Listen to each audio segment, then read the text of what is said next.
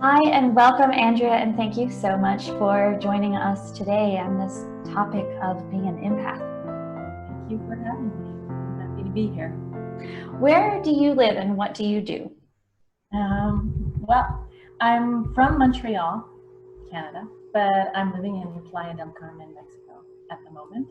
And I've been working as an accountant for not-for-profits for the last 6 years. And I'm currently pivoting away from all of that as I start to uncover and embrace my intuitive and empathic abilities. And yeah, I'm looking at launching a coaching business as a wealth and wellness coach. So, Beautiful. Oh, that's so exciting. So tell us a little bit about what inspired you to move to Mexico. Was this the first time you had been, or you had been previous times? Why Mexico? why Mexico? Yeah, I never thought I'd be living in Mexico. That's for sure. No, I visited about 4 or 5 times in the last couple years, and on one of my earlier visits, I just started feeling like there was a different path or a different life waiting for me, one in which my mantra became work less, make more money, spend more time on the beach. And I just kept telling myself this, even though I didn't know how I was going to do it, how I was going to leave my 9 to 5 jobs, how I was going to financially manage. None of that. I had no idea what was going to, how it was going to work out. And I started working with a business coach in the fall, somebody that you actually know, and someone who is also an intuitive. And in the process of like developing a business, I started doing a lot of internal work outside of work that I'd done previously with a therapist. And I just, everything just that I did was just aligning for me to be here. And now that I'm here, I really feel like this is that I'm in alignment, and that this is the path for me, and that my life is changing and pivoting because I'm in this place. So, That's so beautiful. so yeah, so that's why I'm here. Yeah, I was supposed to We be back in April, but I decided to stay. we have slightly parallel experiences in that, like, I also felt called to leave behind the life that I knew in the States, my husband and I both, and moving to South America. Like, we moved somewhere where we had never been before, but it's like so comforting when you know you're supposed to do something. Like, you don't understand all the how, you don't understand the why completely, but you just have this very big tug in your heart, and you know that you're supposed to. And when you do that and you follow that, and it has been interesting. It's like been this little place during this time of COVID. Like, you're sensitive, I'm a sensitive. I am so thankful and grateful that I'm getting to experience and process through everything that's going on, like in my own space, rather than being in the States. And I feel like not just globally and not just as a collective, but even as individuals, like, we're being asked to, step out of the comfort zone, step out of what we've been doing in the past, and really level up and go forward. And having that time in Mexico for you, and having this time in Paraguay for me, has given us, it's almost like this little container where we get to really, dive into our hearts and dive into what we're supposed to be doing even in our businesses. And it's really been beautiful. It's such a different experience here, and I don't mean to undervalue what people are going through, but the Mexican people's response is very different from what I'm seeing back home in Canada and in Montreal. And I think that, that's also played a role in my own response to the pandemic. And I just have felt really grounded and safe and at peace and filled with a lot of joy, in fact, over the last 3 months. So even though I'm feeling a lot of pain and hurt from others, for myself, it's been a different experience than I think most people are experiencing. Staying grounded in the midst of this pandemic has been such a blessing. Yeah, absolutely, absolutely, and through that, I'm able to help others stay grounded. Yes, exactly. Yeah. There was one point during the quarantine when I asked myself, why am I given this place of groundedness when I see so many other people out there who are frantic? And I was given the same response that you just said. It's like, you're here so that you can help those people who are not experiencing this, so that you can help them ground. And so we all have a place in this. Absolutely. Because it's definitely a question I asked myself, you know, when I see people that I care and care about deeply and love kind of spiraling out of control. I was there to help bring them back a bit and let them know that it's going to be okay. Yes. Tell me, when did you first realize that you were an empath? And maybe not that terminology, just that you were different, that you were sensitive. How old were you? Well, I was always different in so many different ways. And even when I look at photos of myself as a 7-month-old, I can see how different I am.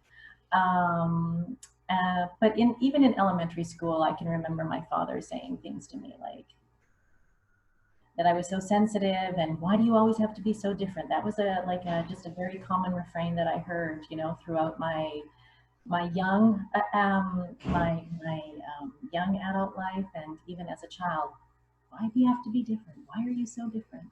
So even if I didn't have any awareness around it, because I was just being me, I didn't know that there was anything wrong with me being different, or I was constantly reminded that I was different, that I was too sensitive, and that I was different from other people. So even as a child, I have memories of when I was in kindergarten of certain things happening that were, I don't know that I would call it empathic, or I certainly wouldn't have been, but I recognize now that that absolutely was. It was very emblematic of who I was as a child.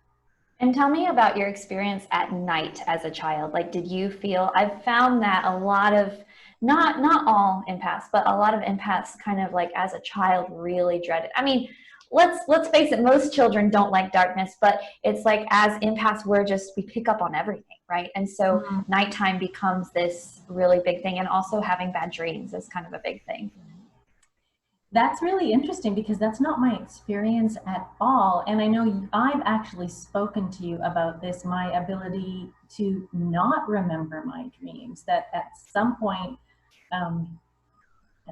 my body or my mind just blocked me from remembering dreams. So it's only recently that I've started to have real awareness around that. So that's really not my experience at all. But you can now. You can have you're dreaming now. I've always had dreams. I just didn't remember them. I could never understand why I couldn't remember them. You know, I had a partner who was a lucid dreamer, and I'd wake up and no memory of anything. So I don't know if it was a protective instinct or what, but it's only in very, very recently, like in the last few months, that I'm able to really remember my dreams and allow myself to remember my dreams. So I don't have that. Well, that's so cool that you can now. And just shout out to anyone who's like, I don't remember my dreams. If you want to, you have the capacity to just speak it out. Just ask your angels. Just say, like, I want to start remembering my dreams, and you will. It's all about making that intention, setting that intention. Yeah. It's really, it's very wild. Who knew? I just had to give myself permission to remember these things. Yeah, it's so interesting. Like, I think there's so many different areas in our life that are like that. Like, we think that it is the way it is right now, and it's always going to be that way. But then, like, usually it comes outside of ourselves, but like having this awareness around, actually, you can change this. Like, this area in your life can shift, and it's just super interesting how much of our life can shift for the better when we bring in that awareness. So tell me about your relationships growing up and even today, and how being an empath impacts and changes your relationships and what you've noticed, like trends in your relationships because of being a sensitive. Oh. Well, I mean, I think of this like until recently, kind of a really funny relationship with my own empathy.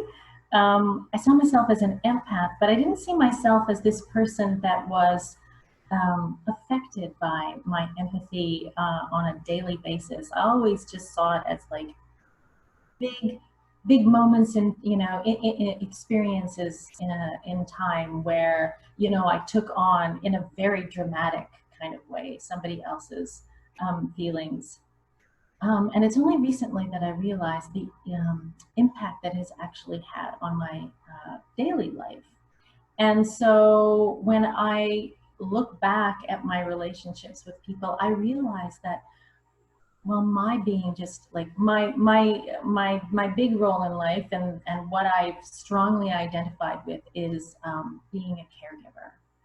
And so even as a really young child, I have a sister who is a few years younger than me. And, we didn't grow up in the nicest of households. And so I just became her caregiver at a very young age. I was always very resilient, and she didn't have that same resilience. And so I became her protector and her caregiver. I did that for my mother. And that just carried through in all of my relationships, just always putting everyone else's needs above mine and taking care of everyone else to the exclusion of myself, in fact. Yeah. So that's the big thread and the big learning now, and the big unraveling and relearning to prioritize myself and take care of myself first. So Beautiful. That's the most obvious way that I've come to understand how my empathy has impacted my relationships with others. And as you're learning how to take care of yourself, when it comes to boundaries, what would you tell someone who is new in bringing in these boundaries, in starting to take care of themselves? They're just starting on this journey and they would like some help with knowing how to take care of them and how to be able to say no without feeling so guilty, like say no to someone else. Yeah, I mean, that's, the advice that I give most people, it's something that I repeat over and over again to my sister, to my closest friends, to whomever, is that by setting strong boundaries, we teach other people how we want to be treated. So that's what I do. I accept and I don't accept certain behaviors from certain people, and that was really, really, really hard. Because of course I'm more concerned initially about how that's going to impact them than how it's going to impact me, because I'm feeling their loss or their pain or whatever it is that I'm not willing to do for them anymore. I'm feeling that impact, and I'm allowing that to be take priority. But it's like a muscle that you flex, and it you just need to continue. You might not always set a boundary, you're not able to follow through. Don't stop. Try again and try again, and it just gets easier and easier and easier, to the point that you don't even think about it, that you find yourself in a place where you're prioritizing your needs, and you're not apologizing to anybody for doing it. You're not worried about how it's impacting the other person. Your main concern is yourself. And when you center your needs, you'll find that you're able to give so much more to others in the end. Beautiful. It's so true. It is so absolutely true. Yes.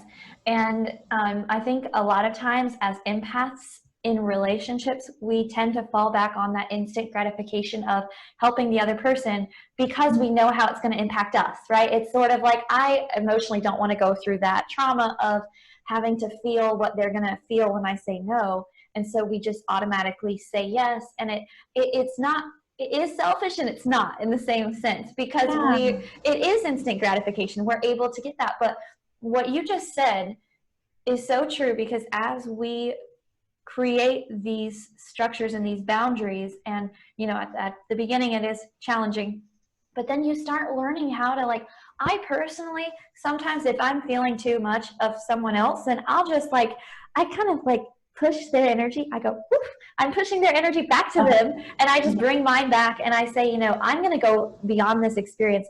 I'm going to see what will happen beyond this, and beyond this experience that we're in, like months down the road, this is going to be a blessing for them. Me saying no is going to mean that they have to step up, and they have to do this thing that they're putting off on and pushing onto me, and it's going to actually help them in the long run, even though in the short term it feels uncomfortable, you know. So it's like almost like you have to go beyond the experience and work backwards in order to give yourself the grace of saying, okay, this is worth it. Like, I'm doing them a favor, I'm doing myself a favor, and like you mentioned, you're teaching them how to treat even themselves. Like, because in you creating that boundary for you, you know, you're showing them how to do it for them too. Yeah. Yeah. You know, you really struck a chord when you said just sort of like the personal gratification, like, because I identified as a caregiver and somebody who, you know, it really was like central to my identity. So taking that away leaves me feeling like, well, who am I if I'm not that person that takes care of everyone else? But yeah, it's interesting. I went through the same thing. It's like it's a part of our, or it has been changing the way I say that. It has been a part of our identity for so long, right? And so teaching yourself that you are so much more than a caregiver. A caregiver is an action. It is, I talk about like your why, meaning like why you're put here in the world versus like the why that you have circumstantially, which shifts, which there's two different types of whys, right? And the why that shifts is sort of like what we're doing in each moment, depending on the place that we're in. So like a caregiver is a job that you have, but it's not your identity. And so many times as empaths, we create our whole identity on what we're doing for other people and how much we're giving to other people. And it becomes so much a part of our identity that we actually feel unworthy when we don't meet a certain, like we have this like kind of range usually, at least I have in the past, of like, okay, today I have to help a certain amount of people, and if I don't, like, I'm going to go to bed and I'm going to feel sad, like I didn't do what I should have done, you know. And it's almost like we put it on our identity rather than realizing like that we are worthy. We can completely let go of that being attached to our identity, and then find our purpose in each moment, which shifts depending on, you know, where we're at and what we're doing. But it also takes a lot of that pressure off of us, because, you know, being a caregiver, being an empathic person and friend is something that we have the privilege of doing sometimes, but it's not an obligatory, have a hard time saying that word, thing. Yeah, because it's not just, I mean, it's not just that like I'm seeking out people, or like I step into that role. People actively seek me out, and I understand that the people that are drawn to me, say in like friendship or in romantic relationships, this sort of thing, they're often people who need me in a way that isn't necessarily healthy for me. So yeah. I'm so glad you highlighted that, because I think most empaths see that, you know, as they are bringing in more awareness, they realize like, oh, I'm attracting a lot of people who are, you know, maybe you could call them energy vampires. Like they're people who are like lower vibrating. And the reason is like, even in, I'm not going to try to get into the science of this. I'm just going to say it like energies, right? So when we have one energy that's here and we have one energy that's here, the energy that's here, if you're around those two energies, if they spend time together, like they're going to both sync up, right? Within that short amount of time. When they leave, of course, they'll go their own way and do their own thing, and it will shift. But when they're together, they're going to sync up. And that is why you, as an empath who's here, you attract people who are lower, because they can feel your gifts. They can feel your ability to help them raise their vibration. Well, that's really interesting to me. Like that people who are at a lower vibration, and like I'll say it like like narcissists, that they would actually feel that. That's really surprising to me, that I didn't have that awareness. It's an unconscious feeling. It's not something that they consciously seek out, but it happens to pretty much all empaths, and they can feel our heart. And they also, that's why so many empaths who don't have the healthy boundaries end up in really unhealthy relationships, right? Yeah. And then if they just stay there, then they go in this spiral, and they don't shift, right? And that's why it's so important to have these healthy boundaries. And what I've learned is that my top 5 people in my life have to be givers too. They can't be energy vampires, because if my top 5 are energy vampires, then what am I going to do in my sessions? Like I spend my whole entire day as an empath healer helping people to create boundaries, and I have to have boundaries myself in my relationships in order to help the people that I'm serving, that I'm supposed to be serving, and to show up for them in that way. But as empaths, it's really important that the people at our top tier level are people who respect our boundaries, who are sensitives, whether, they may not be empathic, but they're intuitive and they understand and feel, and they give back too. It's like a very balanced giving and receiving. Yeah, absolutely. And this place that I am in now is just kind of crawling with people like that. So it's just something very special about the Riviera Maya. I don't know what it is, but I don't know if I'm just starting to attract a different kind of people to me, but there just seems to be a higher percentage of people who are intuitive or empathic and who are using their gifts for good. I really feel like it's the shift in your energy. Like when you go back to Canada, when and if you go back, you're going to find that you have a totally different crowd that you attract. Okay. Yeah. It'll be interesting. Yeah. I will go back. I have to go back at some point. I just don't know when. Yeah. And the most interesting, it's not a warning. It's just sort of like be prepared for the experience that you have when you're with your family again, after having such a big shift in knowing and in energy. And because I'm sure, like you've experienced this some, like of when you are with someone who hasn't been with you for a while, and they go back to how you used to be, or who you used to be, and they have that, to them is where you are, right? They don't understand completely that how you've shifted. And so I've found that in my biggest shifts, it makes the people that I love very much, that I haven't seen in a while, sometimes it makes them very uncomfortable. Okay. Yeah, well, I mean, I actively talk about it. And only just discovered in the last week or two, I just had this little voice that said about my sister, oh my gosh, she's an empath too. This is why she's, all the things that have been going on with her, why she's just so sensitive. How could I not see my own sister was like me?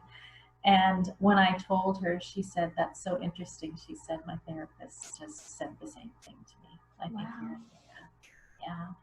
yeah. So it's interesting. So it really is, and it goes to show you, like, as you shift and change, it changes everyone in your inner circle too. Absolutely. I was going to mention that before you'd said something, because it just reminded me of, I don't have a personal experience with it, but I've heard about family constellation work, and how when you do this, it's just like a singular type session, I think, but when you start to shift your own energy, and this just makes complete sense, right? It's the same idea with, boundary setting. When you start to shift your energy, the energy of others starts to shift as well. So as you're healing, others start to heal alongside you as well. Yes. So, and I see that as evidence in my own family. Yeah. Not just my sister, but my father as well. Yeah. Wonderful. It really is. And I think that right now in our world, you can see a lot of pointing fingers. Like a lot of people right now are pointing fingers and are saying like, you know, you have people on the left and people on the right, like in the United States, who are like, you're wrong and you're wrong. But it's like, it's really uncomfortable to do the inner work. But when we do our own inner work, like politics aside, just like in general, when we do our own work, that is going to have the most impact on the people around us. Like that's how we shift 1000%. our world. Yeah, absolutely, absolutely. You know, and I think that the reason why we're having a very different experience of what is going on is because we've done a lot of inner work. And, you know, when I look at just people who are really close to me, so I can't speak to like the people in general, but the people around me that are really suffering are people who have not been able for one reason or another to do their own inner work. And so rightfully so, they're very fearful. Yeah. They're afraid that, you know, that the world as we know it is going to come to an end, that they're going to die, and it's scary because they don't know. Yeah. And if you're there right now, if you're watching this and you're like, well, I'm scared, like let yourself be. Take that time and listen to what's coming up. Like your emotions are always trying to tell you something. So go into your emotions and figure out what is the root cause, where is this fear coming from? And during this time, there's going to be a lot of trauma because of everything that's being talked about, that's being brought out. And like that trauma is being brought to the surface so that you can clear it, not so you can stuff it back in. So make sure you're taking that time. So important. Well, thank you so much for showing up today and having this beautiful conversation. It is. Thanks for this opportunity to talk about this a little bit. I appreciate it. I'm starting to really like appreciate and understand my gifts. I wanted to share them, so it was important for me to like come on board and share my experience a little bit. Thank you so much. Your sharing is going to help so many people. Thank you. Have a great day.